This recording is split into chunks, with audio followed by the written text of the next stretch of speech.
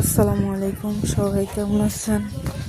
এই যে বৃষ্টির কারণে আমাদের উঠানে পানি চলে আসছে একবারে।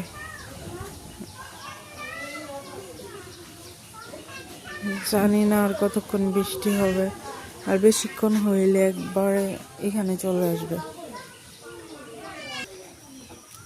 এই যে এদিক দিয়েও চলে আসছে, বাসার ভিতরে পানি একবারে।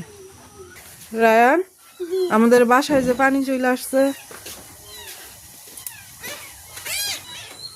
রায়ান দেখছো? এই যে আমাদের বাসার একবারে বরাবর পানি। রায়ান তাকাও তো, দেখছো পানি আসছে, আমরা কি করবো ঘরে পানি উঠে গেলে?